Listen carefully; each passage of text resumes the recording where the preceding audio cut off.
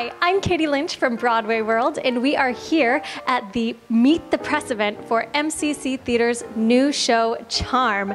It's going to be running at the Lucille Lortel Theater from September 18th through October 8th. Let's get inside and meet the cast and creative. This is like a fairy tale come true to me. It is about a woman teaching etiquette classes to mostly trans youth in this youth center, and she is a trans woman in her 60s herself.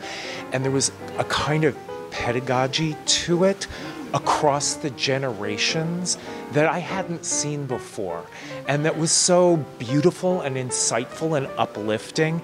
What drew you to the show? I met with Mama, and the minute I met with you, well, really when I spoke to you first on the phone, I thought, oh my God, I love this woman. And the more that we have gotten to know each other, the more I am so glad, not only for this play and this opportunity, but for this person and this friend and what she's doing in the world, and any small part that I can be of that change and that work. I'm very blessed. I really love the way MCC is saying that Charm is a piece about how we lift each other up when the world is trying to tear us down. I play Mama Darling, the character of Gloria Allen. She is the mama of the group. She takes a group of individuals who thought perhaps that this is what they had to settle for, and teaches them that there is way more to life without having a whole lot. My character's name is Beta, and he is a bit of a thug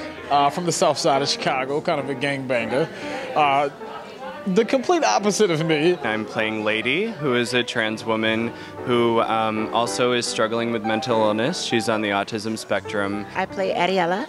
I'm the rebel in the play. And I'm playing Victoria. I'd say that Victoria is the sunshine of the play. She's one of the most generous spirits. The character of Logan, who is the youngest of everyone attending Charm, and comes from a completely different world than everybody else, comes from money and privilege. I'm playing Dunny, and Dunny is one of the youths at the community center. He's a homeless guy. I'm playing the character of Dee, and I am the youth administrator at the center on Halstead. Playing Janelle, and she's just another one of the girls in the class. I'm a bit of a know-it-all. Why this show and why now? I mean, it's been a long time coming.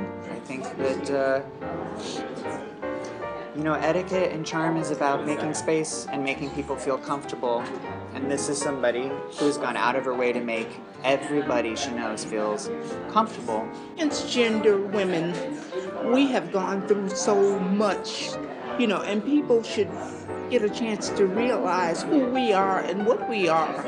And I feel that I'm blessed to have had the love from my family and friends, and to be here today to expose myself to the world. We're at an inflection point in our history where we're seeing gay culture and trans culture in this country being recognized and honored artistically and politically. At the same time, in this very moment, we're seeing pushback against that same kind of expansion. It feels even more timely and prescient right now, at a moment where we can't stop talking, we can't stop looking, we can't allow people to shut us down. Particularly at this moment in time when I think LGBTQ youth are dealing with housing instability and not having places to live and being kicked out of their homes. I think it's incredibly important to tell stories like this. I think that the time is right now. I think that right now this play is going to start a conversation that has to happen. We have to demand our rights. We have to stand up, show art, give art. Why is this show so important to you? This is important because it's bringing unity. But I feel like you can pick any person off the street, homeless, transgender, gay, lesbian, anything. They can come and they can identify with this play and realize that they are respected, they are loved, and that their stories are valued. I feel personally, as a trans-identified person and as a trans-identified director, which is, it's a little bit lonely. I don't have many other colleagues in that category. That's just the truth. You're a trailblazer. Sure. Yes, I'll take it. That there's there is a real call for me. There is a piece of responsibility that I don't mean in a heavy way. I mean in an exciting, exuberant, joyful way.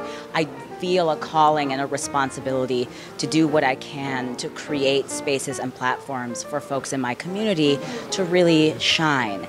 Being an LGBTQ youth and just trying to navigate the world, trying to navigate life with little to nothing, really spoke to me personally in that way because of what my own life experience was like, growing up in the system, being inappropriately housed, and then also at some point in my life for about 3 or 4 years actually being in direct services and doing the work. So when I saw this play, it spoke volumes. It was perfect.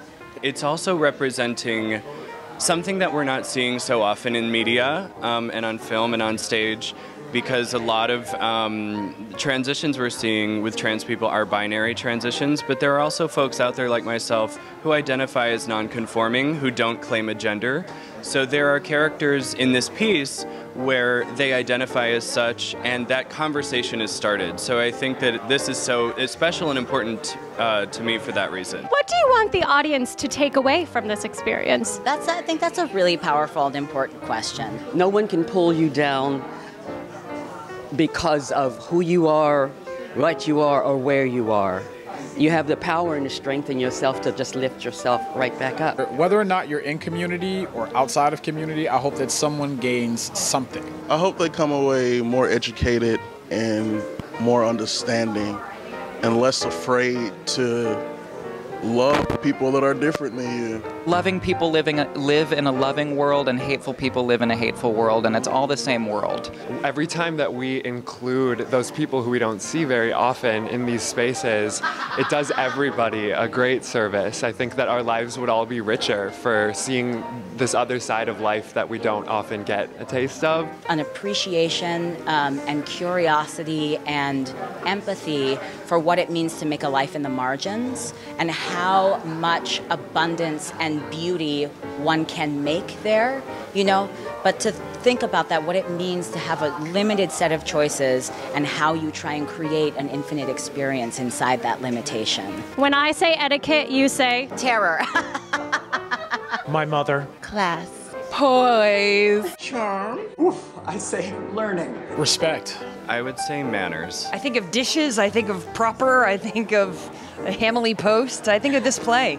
Class. Glamour. Etsy. Charm, darling.